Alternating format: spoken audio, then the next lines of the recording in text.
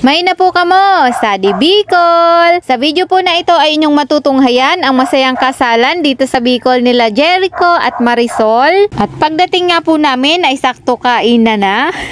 At syempre habang kumakain pa ang iba ay nagsimula na ang sayaw o tinatawag na pantumina dito sa amin sa Bicol. At ayan na nga po ang napakaraming regalo ng mga bisita para sa bagong kasal. Masaya po magpunta sa mga kasalan dito sa Bicol dahil bukod sa mabubusog ka ng napakaraming handang pagkain ay mamamangha din kayo sa dami ng tao na pumupunta at sa dami ng tao na nagsasabit ng pera lalo sa mga ninong at ninang ng bagong kasal. At bago ko nga po ituloy ang lahat ay shout out muna po kay Bagong Buhay to ng Buluang Baaw, Camarines Sur. At ninong din po pala ang isa sa photographer ng Baaw at nagpicture sila kasama ang bagong kasal. At ayan na po at sila na ang sumunod na nagpantumina. Ang naalala ko ay pareho ko sila schoolmate nung high school.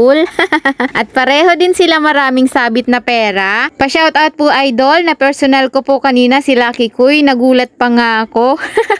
Maraming salamat po sa iyo, Karen Monge. At sila na nga po ang sumunod na nagpantumina at nagsabit din ng pera ang rider na vlogger na si Sir Bobby Badong. At sila na nga po ang sunod na nagpantumina at yung ninang na yan ang dahilan kung bakit ako nakarating dito.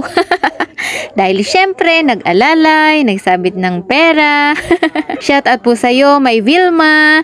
At ayan, at napakarami nang nagsabit sa kanya ng pera. Mga kabarangay ko po karamihan dyan. At paki-follow nyo din po pala ang page ng aking asawa na si Lucky Kuy. At paki-share ng mga video niya dahil baka isa ka na sa mabigyan niya ng panabong na manok o kaya naman ay manok pang tinola.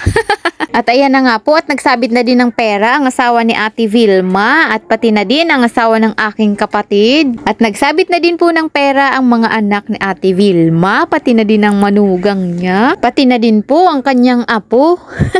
At ayan at tumahataw na nga ang ninang at nagpicture din po sila kasama ang bagong kasal. At sila na nga po ang sumunod na nagpantumina. Ang ninong po na yan ay asawa yan ng aking pinsan kaya naman syempre kailangan magsabit din tayo ng pera para sa kanya.